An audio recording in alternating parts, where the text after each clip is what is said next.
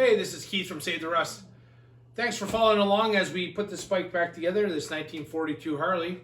So on this episode, episode 7, we're going to continue putting more parts on it. I've already added a few nuts and bolts here that I had to find, and I've gone through all my parts and found a few more pieces that we can add on today.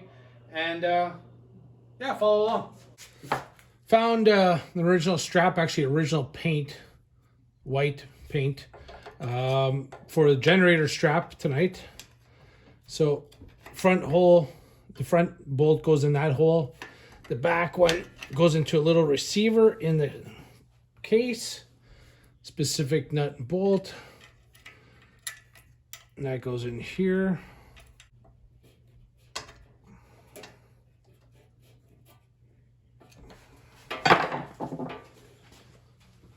So we get it screwed in and put the generator in. We can't put any of the clutch rocker or anything until we get the generator in.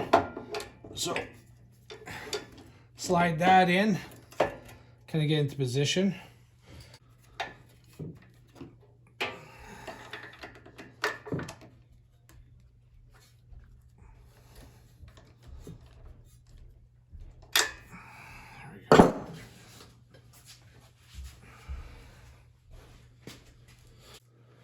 So I found a shifter rod. This will go from the transmission to our shifter arm. I don't have the proper pin, so I just put a zip tie for the now. This is all the stuff that you gotta buy and as you're building these things. It's all these little parts that you just don't have. I'm missing the proper bolts for the inner primary also. It's just the stuff that you never have extras of. So this frame rod just goes in from the opposite side.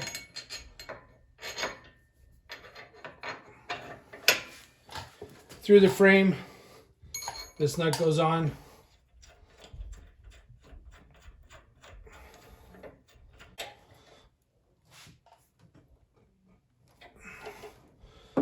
Tighten that up. Inner primary goes on.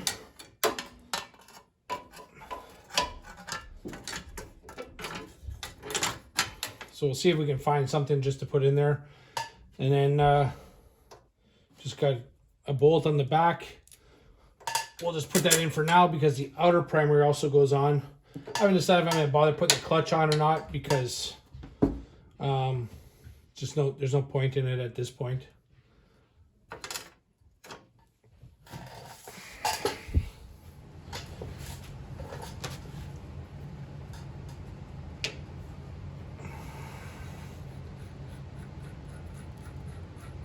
So in case anyone's wondering, this is what the clutch pack looks like for a 45 double row.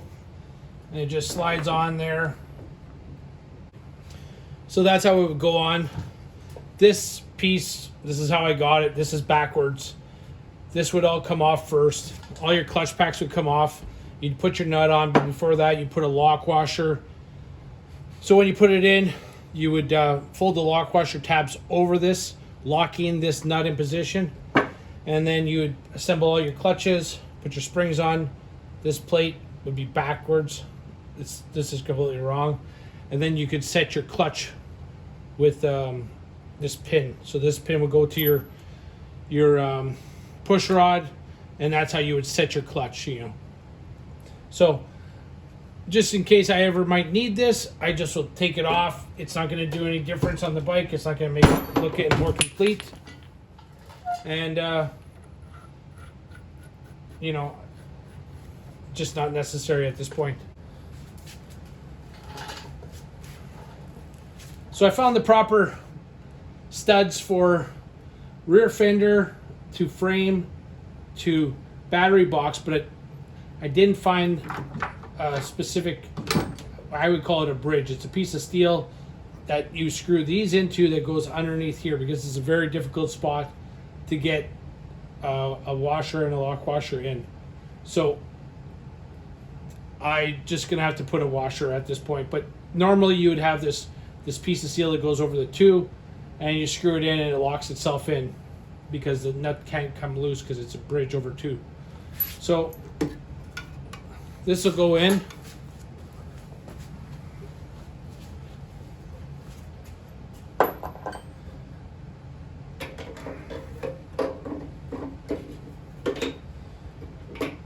Mounts at the front, mounts at the top, and mounts on both sides. So it's actually a very stable, very well built.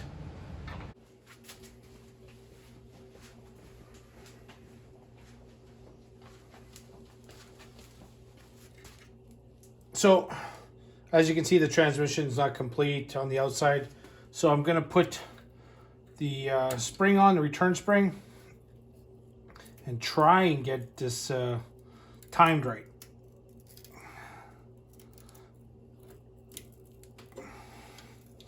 So this spring will hook into here.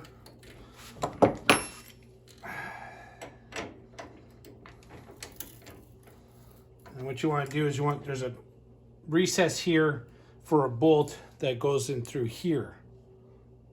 So you gotta get it in the right position, and that's it.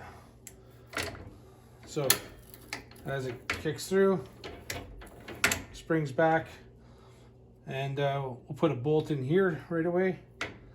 But you see how it hits back onto the cover? So we'll put that bolt in, and yeah, we're done on that. And one of the things about this battery box is, because it's aftermarket, it doesn't align here at all. So if we end up using this exact one for this bike, we might modify it, or we will modify it. I just have to figure out where we want to do that. So I'm not sure if it's going to be at the front mount, at the top mount. We have to lower this, but we got to watch it doesn't interfere with the ability of the transmission to go back and forth, forward and back. So what I did manage to find today was the brake lever, brake arm, and loosened up the wheel again so we can get this on. So I got the rear brake arm on. This is your brake rod, so I put that on. It's held in with a little pin. Brake rod comes down, and it goes to this point. And this arm, this is on that rod that goes through the case. So you can see how it moves back and forth. So what it'll be, there'll be a short rod that goes here to here, and this is where your brake pedal goes.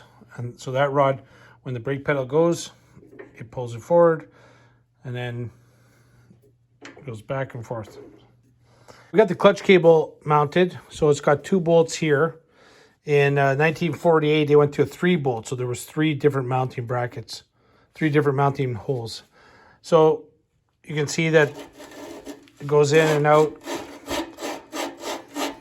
and this will attach to the rocker clutch, and the other side to the clutch arm. So here's some of the stash of my transmissions and parts. So this row is all 3-speed, that's 4-speed, that's 4-speed, 4-speed, 3-speed. Generators are down there. So what we're going to be looking for here is basically one of these. So this one's chromed out. There's a chrome kicker. There's a bunch of parts in there. You know what? For mock-up purposes, we'll just use this. Just to show you, this is probably one of the weaker points on a Harley 3-speed transmission, is this point. So in these holes, there's these little nuts. There's just so few threads right here that they tend to strip. So I've seen all kinds of repairs. This one's really ugly. That's bad too. I've seen all kinds. And here's a really nice one, except again, the threads are just, they're ripped out of it. And unfortunately, that's just a nice clutch arm that's not really good for much. So we'll take this one because this one is good. There's a few more frames to go with our extra motors. So how this works is this will go right here on the transmission. So we got to pull these little bolts out. And there's spacers in here, little like washers. And so this will go on here. We'll slide the cable on. That goes right in that position. And then these bolts will go back in there. And then when you pull on when the rocker clutch goes down, that pulls it in and pushes the push rod. So I'll put these bolts in right installed. There should be a washer on the bottom and like a lock washer. So this is good for now. So if you watch this, so this is kind of normal, and then when you push the clutch in, this would pull in, push on the push rod, which engages the clutch, and then when you release it, it would come back out.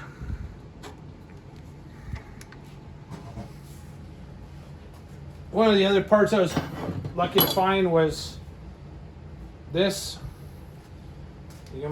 It's all bent here. I'll have to fix this first, but how's this working?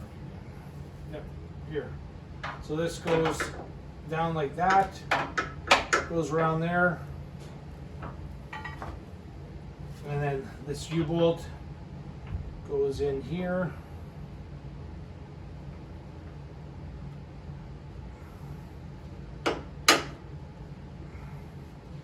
It is bent, but it actually works okay that way. And then a couple of nuts and bolts on there. That's the wrong one. So anyway, so what you can see is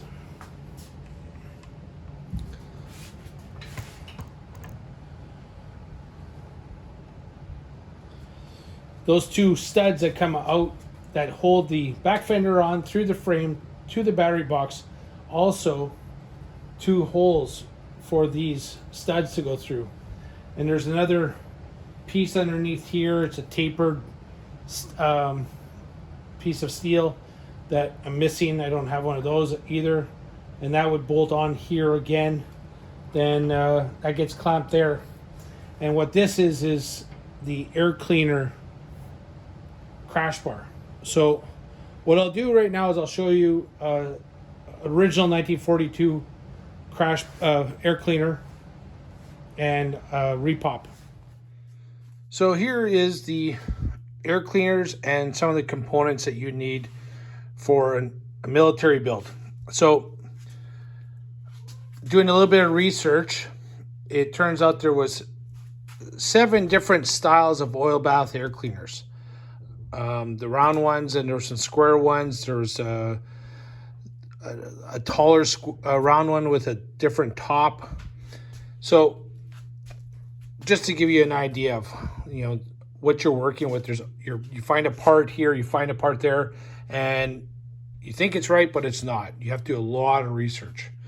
I know there's various lengths of these tubes, and this is an original clamp. This is an aftermarket clamp, and this is an original clamp. So again, this is an original 1942 Canadian oil bath air cleaner with the mesh inside. This is a reproduction with the air filter inside. You do not use oil. This one you would put oil into this point. You can see the oil level line. And what that does is it sucks in air comes in through here, goes down, it hits the oil and traps any dust, debris, and then screens it before it goes into the motor. So very well built. They use these on tractors forever. This is the mount that goes onto the frame, and that's what holds these air cleaners on. This is the 2 different styles of air.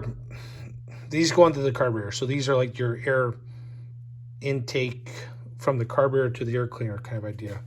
So This is 1941 WLA, so American, and 1942-43 Canadian WLC, and 42-43 WLA. That's a type 1. This one, that's a type 2. That's 1944-45, but they're stamped 1942. So if it was made in 1944-45, it was, but the engine numbers were still 1942 WLA, so American, you'd use this. If this was a 1944 Canadian WLC, but the engine numbers were still stamped 1943, you'd use this one also. And this also is the 49-52 WLA. So you can see this is a like it's flat, it's just steel, stamped steel, welded together, and this one is cast aluminum. Quite a bit of weight difference. And that's, oh, and then the screws. This is a very specific screw. I believe it's a number 10 screw, but with a number 8 head to go in and inset these. So I'll have to find more of these. That one's new old stock with the original tag on it. So that's just some of the components and aftermarket versus original. So this is the mount. So this would go onto, we'll have to pull this bolt off, and that goes where the clutch cable goes. So that'll go there. And then this and this, that's there's just a steel bracket that goes over the frame and loops. I don't have any of those. I don't even have a sample. So we'll have to figure out and make those as the time comes. But we can get this on and then show you how that air cleaner mounts. One of the things you're going to notice, there's no coil here. These are specific brackets that loop around, and your coil would go here. I have no coils left. So one of the other things I want to just point out, so because this fender, you can see there's been work done to it, you don't see any of the rivets. So because it was welded on. So this position of this bracket may be moved. So once, you know what, I'll have to cut it all off because it needs to have the rivets put on anyway. So once that happens, I can rotate this a bit. I'll have to do measurements off another fender, see if these bowl holes are even in the right spot, because you can see how it's not aligning here. Like they're just totally different planes. And if this mount was pulled a bit forward or moved just a hair, that would affect this. I could bring this up possibly if these bolt holes aren't in position. So what I'm saying is, once I get to this point and I remove those straps, I can rotate that fender ever so slightly so that this aligns and everything kind of works a little bit better. So you have to move it all and make it fit. That's called just fitting the fender. You know, that's what you have to do. Especially, you know, these things have been banged around for 80 years. So they do get beat up quite a bit. So in case you're wondering how that was all going to work, I mean, I have also on the front of these elongated these to drop them a little bit. There is quite a bit of room on the bottom of this, so that is a possibility. So it all depends on when I get to that point where you start playing with it, how you want to move it, how you want to get that fender and battery box kind of set up just right. So we got the air cleaner installed with the mount. So there should be a couple brackets that would go here and clamp around. I don't have those. Those will have to be made or found. I put the correct air deflector, air intake, whatever you want to call it, with the one bolt. That's all I had. So I need 3 more, and Those are very specific bolts. And you can see how wouldn't be quite in line. So there's a hose that would come in here, and it would just, it's a flex hose, so that doesn't matter. The crash bar is all tightened up down there. And it's coming along. So this is what it should look like. So you can see how there's the mount onto the air cleaner there, then a flexible hose, another original 42 only air cleaner, and there's a mount also. What's missing is there's 2 loop clamps that go around that top frame rail above the air cleaner. And you can see how the crash bar also is in position. So stay tuned for episode 8. That should be almost the last one of the assembly of this 1942 Harley to mock-up stage. I'm running out of parts. All right, if you like this kind of stuff, like and subscribe. Check out our other videos. This is Save the Rust. This is who we are. This is what we do. Have a great day.